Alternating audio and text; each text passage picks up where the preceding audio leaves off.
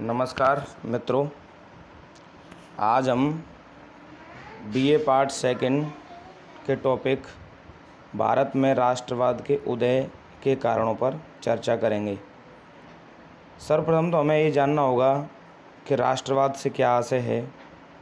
सामान्यतः राष्ट्रवाद एक मनोवैज्ञानिक संकल्पना या अवधारणा है, एक मनोवैज्ञानिक कंसेप्ट है, एक ऐसा भाव है जो लोगों के समूह को एक प्रजाति, भाषा, धर्म, संस्कृति, भौगोलिक समरूपता आदि के कारण निकटता से जोड़े रखने का कार्य करता है। ऐसे लोगों का समूह एक ऐसी राजनीतिक आकांक्षाओं तथा एक ऐसे ऐतिहासिक विकास के कारण एकता की भावना से प्रेरित होते हैं। उक्त भावनात्मक जुड़ाव को ही हम राष्ट्रवाद कहते हैं। अर्थात राष्ट्र उन लोगों के समूहों को कहते हैं जो स्थायी रूप से निर्दिष्ट या एक स्पेशल विशेष भूभाग पर रहते हैं और समान राजनीतिक आकांक्षाओं, समान हितों, समान इतिहास और समान नियति की चेतना के कारण एकता के सूत्र में बंधे हुए अनुभव करते हैं। वस्तुतः अंग्रेज़ों का भारत में प्रवेश प्रथम अवसर था जब एक विदेशी शक्ति ने इस उपमहाद्वीप पर इसके दक्षिणी पश्चिमी समुद्री मार्ग से आधिपत्य जमाने की कोशिश की। भारत पर ब्रिटेन के औपनिवेशिक शासन का आरंभ उस समय हुआ जब ब्रिटेन में औद्योगिक क्रांति हो रही थी। प्रोफेसर रविंद्र के अनुसार इस क्रांति के सामाजिक, आर्थिक, राजनीतिक और सांस्कृतिक प्रभावों ने ब्रिटेन के भारतीय उपमहाद्वीप स्थित सभी उपनिवेशों पर गहरा प्रभाव डाला। भारत में ब्रिटिश उपनिवेशवाद 1765 में ईस्ट इंडिया कंपनी के माध्यम से आरंभ हुआ। 1852 तक भारत का अधिकांश भाग इसके अधीन आ चुका था, अर्थात कंपनी के अधीन आ चुका था। 1857 के स्वतंत्रता संग्राम के पश्चात 1858 में इंग्लैंड की संसद ने भारत को इंग्लैंड राज्य के अधीन घोषित कर दिया।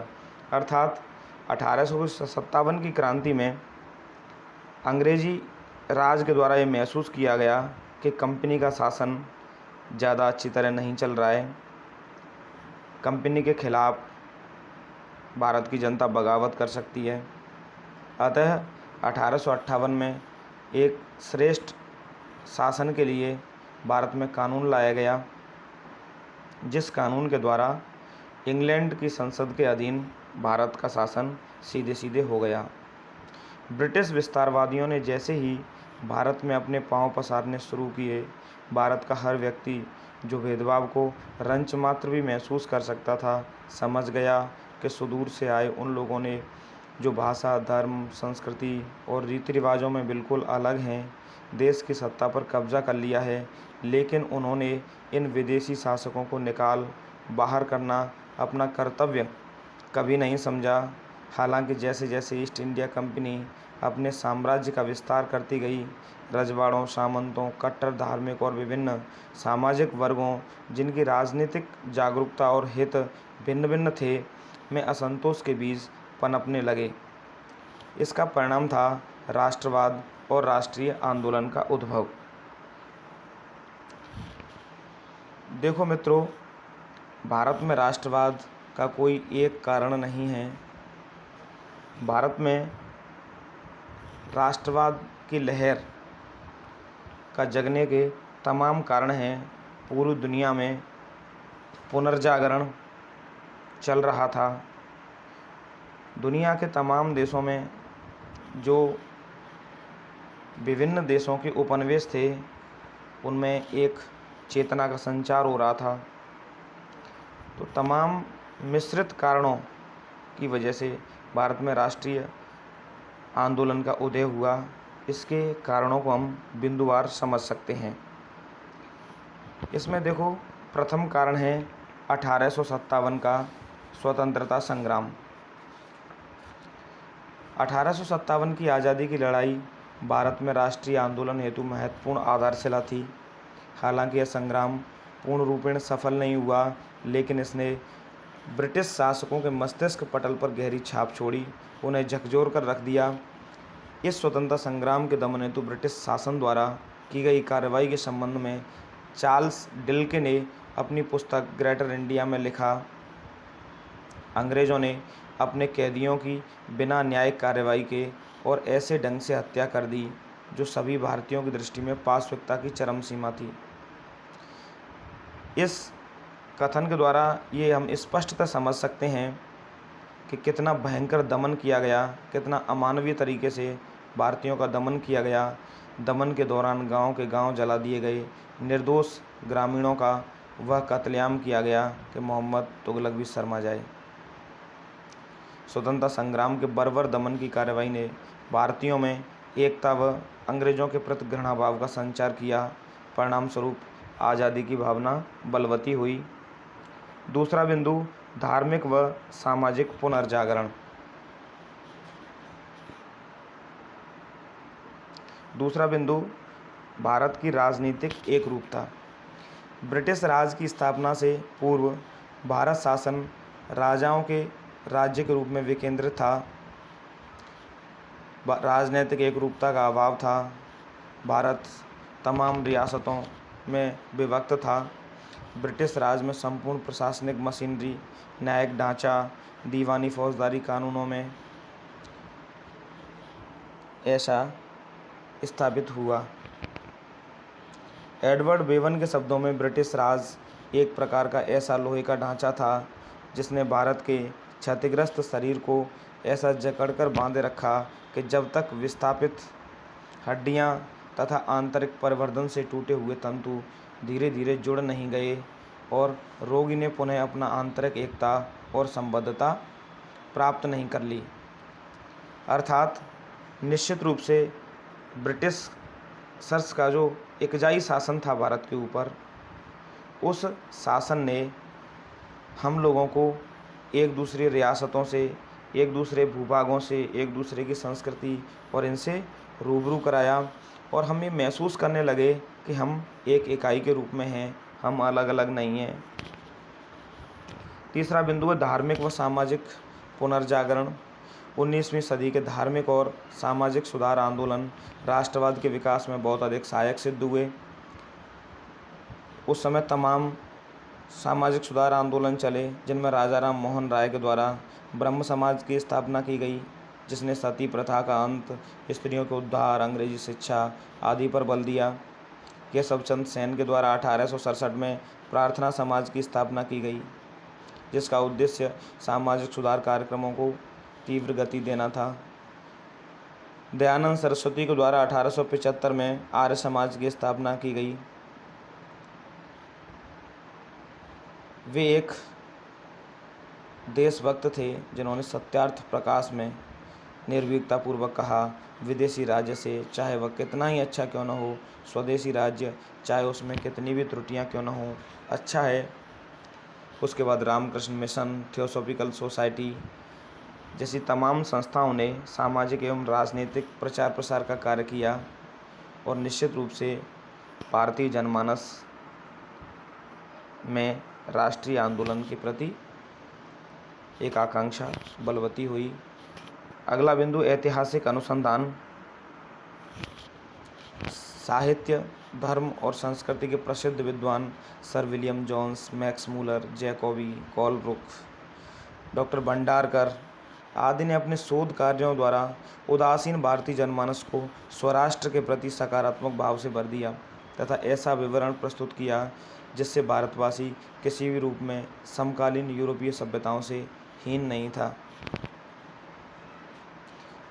तो इन तत्कालीन ऐतिहासिक शोधों ने भारतीय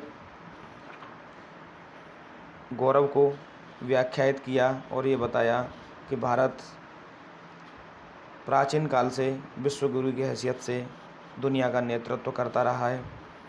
अगला बिंदु पाश्चात्य शिक्षा। भारत में ब्रिटिश शासन द्वारा पाश्चात्य शिक्षा प्रारंभ किए जाने का उद्देश्य यह था कि भारतीय सभ्यता और संस्कृति का पूर्ण रूप से लोप हो जाए और एक ऐसे वर्ग का निर्माण हो जो रक्त और वर्ण से भारतीय हो किंतु रुचि, विचार, शब्द और बुद्धि से अंग्रेज हो जाए। कुछ हद तक अंग्रेज इसमें सफल भी हुए, लेकिन पाश्चात्य शिक्षा के प्रसार का द्वितीय पक्ष इनके लिए आत्मघाती सिद्ध हुआ। अंग्रेजी साहित्य में भारतीय विद्वानों ने स्वतंत्रता, लोकतंत्र और भाईचारे को पढ़ा। उन्होंने मिल्टन, बर्क, मिल, मैकाले आदि विचारकों की कृतियों में उद्धृत स्वतंत्रता, राष्ट्रीयता व स्वराज के भाव को आत्मसात कर तत्कालीन शासन को नाजायज ठहराया। तो निश्चित रूप से पाश्चात्य शिक्षा के प्रसार से राष्ट्रवाद को और ज़्यादा बल मिला। अगला बिंदु, भारतीयों का विदेश गमन।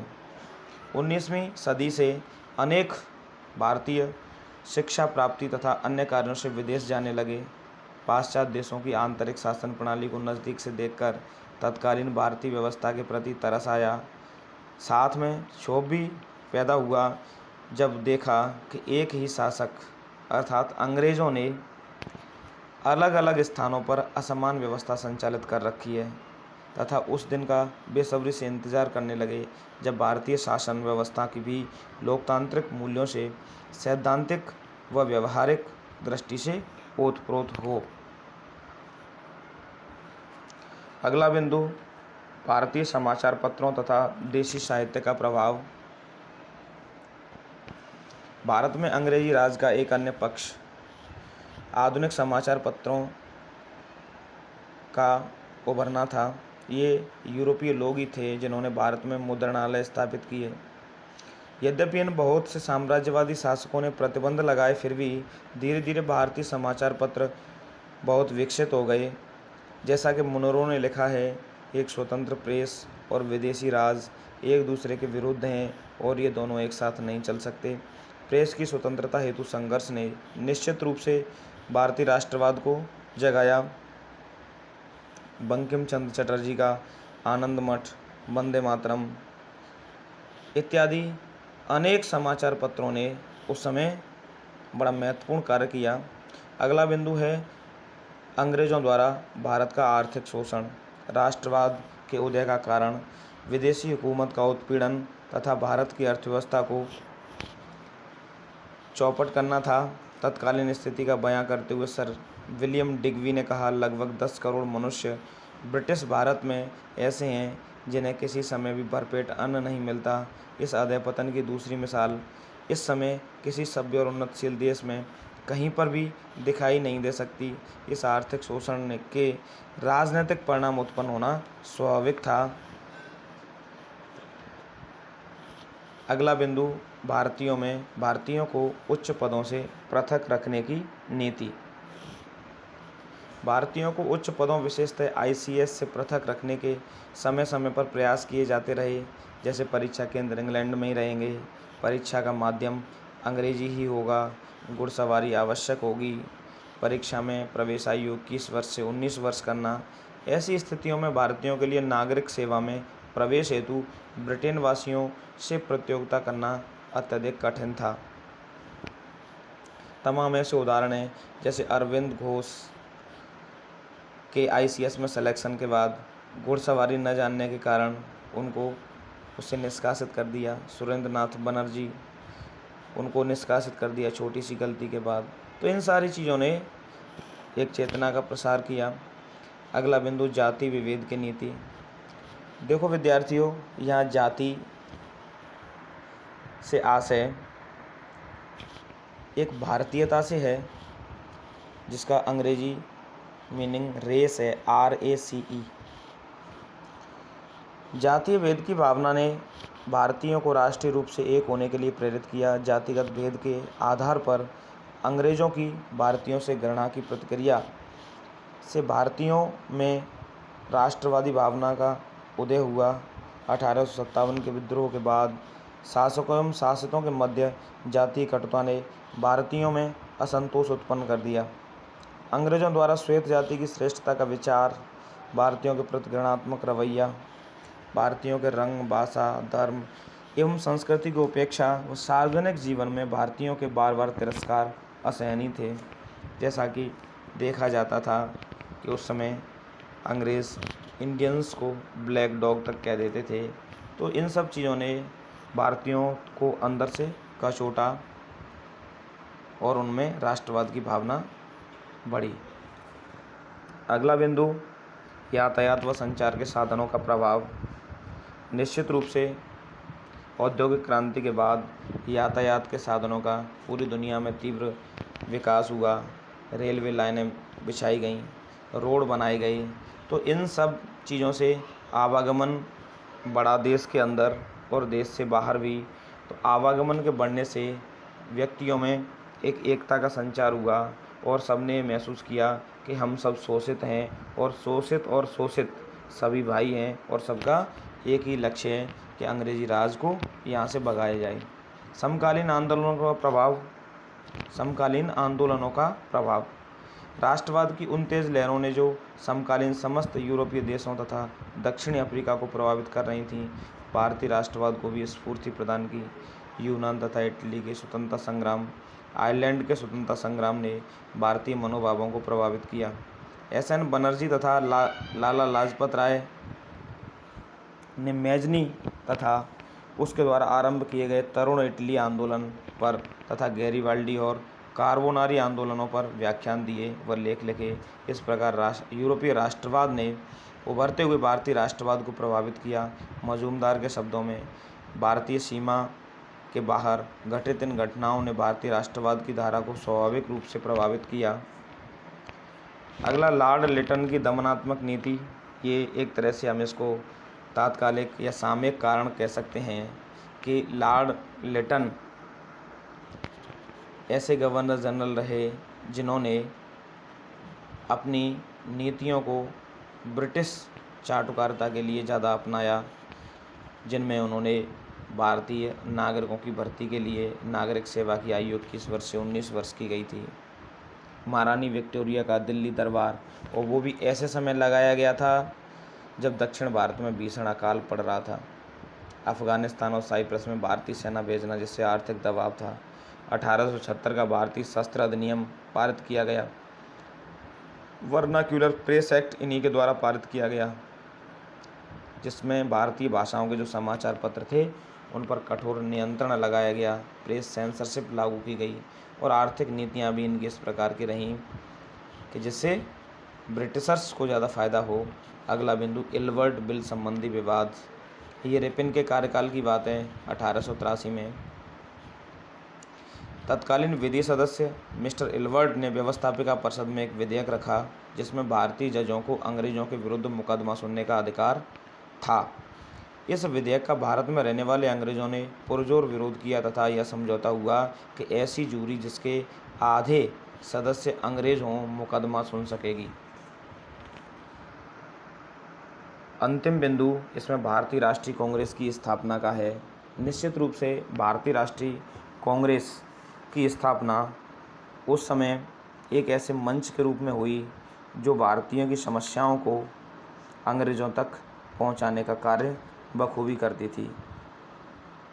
और इस मंच के द्वारा तत्कालीन समय में अंग्रेजी राज से तमाम अंत्यक्रिया के कार्य किए गए और भारतीय शासन को अधिक लोकतांत्रिक बनाने के लिए तमाम प्रतिनिधिमंडल अंग्रेजी राज के समक्ष जाता और ज़्यादा लोकतांत्रिक बनाने के लिए उन्होंने कई कदम भी उठवाए जो भारतीय संवैधानिक विकास के माध्यम से हमें स्पष्ट होते हैं। धन्यवाद साथियों।